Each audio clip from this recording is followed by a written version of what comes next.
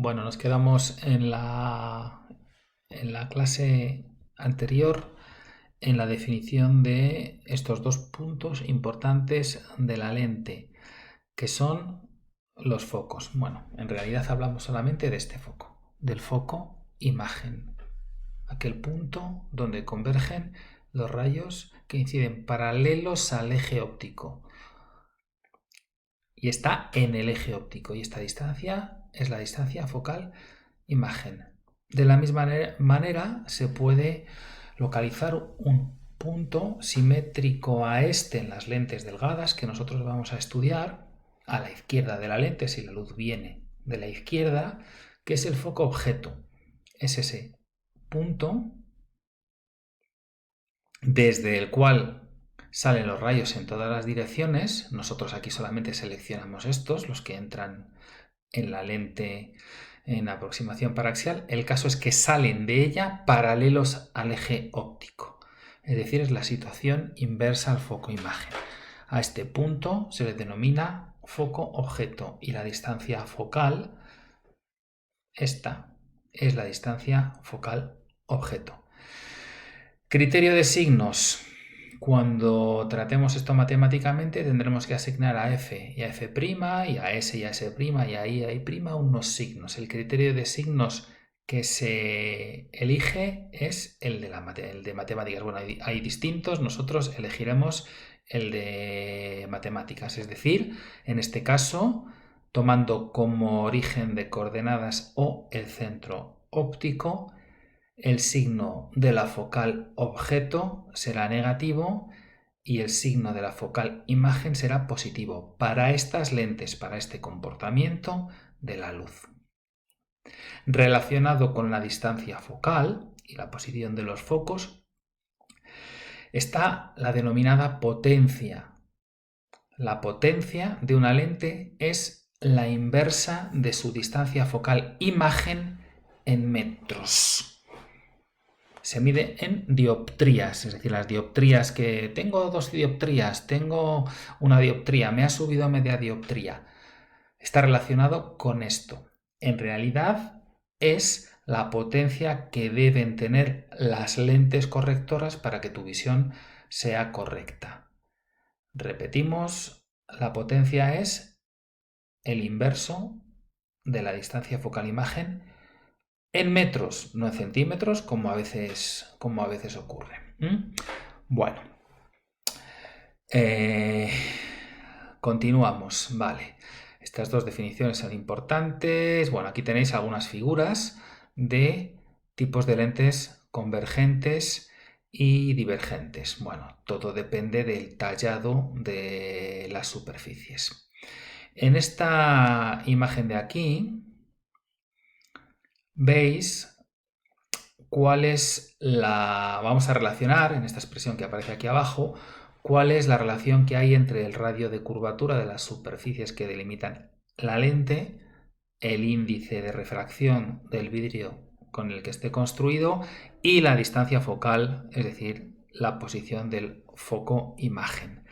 Para ello, bueno, esta construcción pues nos recuerda cuál es R1 y cuál es R2. Llamaremos R1 al radio de la circunferencia o de la esfera que delimita la primera superficie con la que tiene contacto la onda luminosa, aquí representada en azul, que viene de la izquierda. Esto es R1, la primera. Y R2 es el radio de la esfera que delimita la superficie de salida de la lente. Bueno, como os comenté en el vídeo anterior, a partir del comportamiento de la luz al atravesar esta superficie esférica, las ecuaciones del dioptrio esférico y otra vez al aplicarlo a esta otra superficie, pues se obtienen unas relaciones que en óptica paraxial, es decir, cuando los ángulos son pequeños y las distancias son pequeñas, ya lo hemos visto, se reduce a esta expresión de aquí. Aquí tenéis un ejemplo en el que, bueno, pues tenemos estas dos esferas que delimitan las curvaturas de las superficies de esta lente y a partir de ellas y el índice de refracción de un vidrio, pues sacamos la distancia focal-imagen. Bueno, lentes convergentes, simplemente para que veáis el ejercicio. La utilización de los signos es importante, acordarse de ella y ver que todo es coherente, ¿no? Que nos sale una focal-imagen positiva como corresponde a una lente convergente. Bueno, y si queréis jugar un poco con la animación, aquí estamos. En esta animación, pues bueno, pues tenemos esa ecuación pues metida en una aplicación, ¿veis? Al aumentar el radio de curvatura de la primera superficie sería R1 y de R2 va aumentando el grosor de la lente, va perdiendo poder de convergencia porque esto ya, o sea, estigmatismo porque esto no es ya una lente delgada. Ponemos aquí, cambiamos el grosor, ¿eh? Y veis cómo pues, la curvatura de las superficies permite distintos comportamientos. Obtenemos distintas focales, pues construyendo lentes con distintos radios. Lentes potentes, pues más curvatura. Lentes menos potentes, pues menos curvatura. Vale. Esto sería un menisco convergente. Bueno. Una cosa interesante que ya os digo aquí, aunque bueno, no trabajaremos mucho con ella, pero es interesante saberlo, es que claro, la refracción, como sabéis, es el fenómeno de la dispersión que vimos en su momento. La refracción no es la misma para todas las longitudes de onda. Fijaos cuál es la posición aquí del foco y fijaos como si cambio la longitud de onda, estamos en luz roja. Si nos metemos en otros colores, ¿os dais cuenta cómo va cambiando el punto en el que convergen? Claro, la convergencia de la luz de distintos colores a través de una lente no es en el mismo punto. Es decir, una imagen a lo mejor pues a través de una lente pues tiene una cierta distorsión porque de un punto, vamos a colocar aquí, bueno, no se permite el punto, bueno, no obtenemos un punto, sino que ese punto, esa concentración del rayo la obtenemos en distintos lugares para distintos colores. Esto provoca pues unas deformaciones, unos defectos en la imagen que se produce, que se conoce con el nombre de aberración cromática.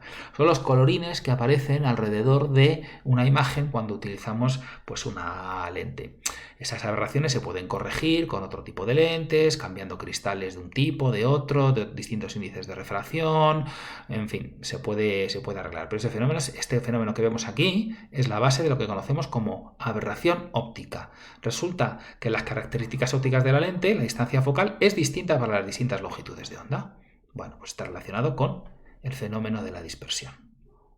Bueno, vamos a utilizar ya lo que sabemos de formación de imagen, de la emisión de la energía, de la concentración, de lo que significa la distancia focal para manejar ya correctamente la formación, el mecanismo de formación de imágenes en una lente en principio convergente. Vamos a irnos a esta aplicación de aquí, a ver, esta no es, esta de aquí. Vamos a cambiar el fondo si queréis. Bueno, pues aquí tenemos un sistema que es una lente que podemos desplazar hacia un lado o hacia otro. Es una lente convergente, fijaos. Hace converger los rayos. Aquí está el foco objeto, aquí está el foco imagen y aquí tenemos representado un objeto que también podemos desplazar. Bien, aquí aparece el haz de rayos emitidos por B1 y también análogamente habría otro emitido por B2. Evidentemente aquí nosotros lo que buscamos con buscar la imagen de este punto B1, que en este caso está aquí, ahora me preguntaréis, ¿y cómo sabes que está ahí? Pues ahora lo veremos. La imagen de A2, de A1, no hace falta que la volvamos a construir. Evidentemente, si está en el eje, pues estará en el eje. De modo que A2 se sobreentiende que está debajo, en este caso encima de B2, ¿no? Punto AB, objeto, imagen. Aquí lo han marcado con 1 y con 2. Normalmente nosotros lo marcaremos con A, A', B, B'. Objeto sin primar, imagen primada. Bueno, pues la pregunta es, bueno, ¿y cómo sabes tú con esta línea cuál es la trayectoria de los rayos? Claro, lo que se hace realmente es pues la marcha de los rayos se introducen los datos de curvatura, de posiciones, de índices de refracción, se aplica la ley de Snell y se acabó. Eso es una tarea tediosa que ahora hacen los ordenadores, pero es la única manera de obtener exactamente el lugar en el que convergen los rayos. Bueno, cuando estamos en condiciones ideales, pues es muy sencillo. ¿Por qué? Porque como sabemos de antemano, condición de estigmatismo, que toda la energía que sale de este punto y entra en la lente, sale de la lente y converge en otro punto, pues claro, está claro que si todos estos rayos se van a desviar para entrar en este punto, me basta con saber la trayectoria de dos rayos para construir la imagen. Solo dos. ¿Cuáles? Pues muy sencillo. Fijaos, de todos estos rayos que hay aquí, hay uno que, conociendo cuál es la focal de nuestro sistema óptico, puedo saber hacia dónde va. En concreto es este de aquí. Es este de aquí, ¿por qué? Porque es un rayo que sale de B1 y, si os fijáis, va paralelo al eje óptico. Pues entonces yo ya sé que va pasando por el foco. Fijaos, no es que vaya aquí. A donde quiero yo que vaya es aquí, porque pasa justo por el foco imagen, porque este es un rayo especial, un rayo que ha incidido paralelo al eje óptico, pues se desvía pasando por el foco imagen. Ese es uno. ¿Cuál es el otro rayo interesante? Pues el otro rayo interesante es, me podéis decir, pues el contrario a este. Aquel que, viniendo del foco, sale paralelo al eje óptico. Perfecto. Pero es que hay otro más sencillo todavía, y es el rayo que pasa por el centro de la lente. Fijaos, el rayo que incide en el centro de la lente no se desvía. La razón de que no se desvíe es que la lente delgada aquí es una lámina de caras paralelas. A ver si esto lo puedo dibujar para que lo entendáis. Este rayo de aquí, vamos, me pongo aquí en este lado, la lente es así, ¿no? El rayo, imaginaos que el centro está aquí. A ver si lo dibujo un poco mejor. Este es el eje óptico y esta es la lente.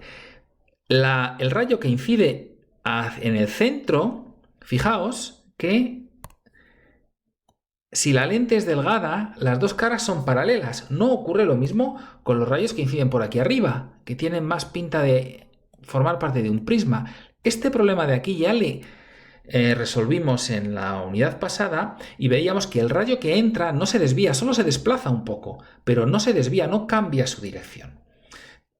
En resumen, ese rayo también es un rayo importante y es otro rayo principal. Fijaos, los rayos principales, bueno, vamos a volver a la aplicación y vamos a dejar solamente esos rayos principales. Miradlos, aquí los tenéis. Este rayo hemos quitado el resto, ¿no? Que nos hace falta. Y de aquí estos tres solamente nos harían falta dos. El primer rayo principal, paralelo al eje óptico, sale de la lente pasando... Daos cuenta que este punto no le conocemos. Pasando por el foco imagen. Pues allá va. El siguiente pasa por el centro de la lente, no se desvía y ya encuentra una convergencia con el otro, ya se corta. Bueno, pues el otro, si lo hacéis bien en vuestro cuaderno con los cuadritos del cuaderno, veréis que llega también a este. Por lo tanto, así localizamos nosotros la imagen. Repasamos. Aquí están los rayos principales, el resumen. Y para ver cómo se trazan estos rayos, pues fijaos. Esto lo vais a hacer vosotros, pero es muy sencillo.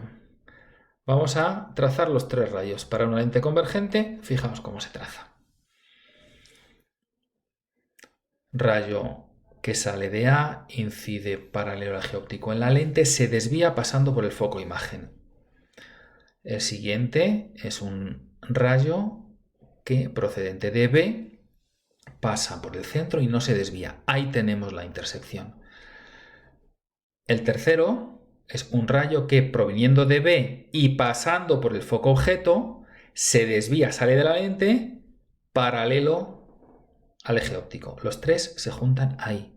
Esta sería la posición de B'. Bueno, esto lo tenéis, y esta sería, por lo tanto, la imagen de AB a través de la lente L. Esto lo tenéis que dominar para distintas posiciones del objeto. Pues nada, a estudiar esto y mirad a ver qué es lo que ocurre con distintas posiciones del objeto.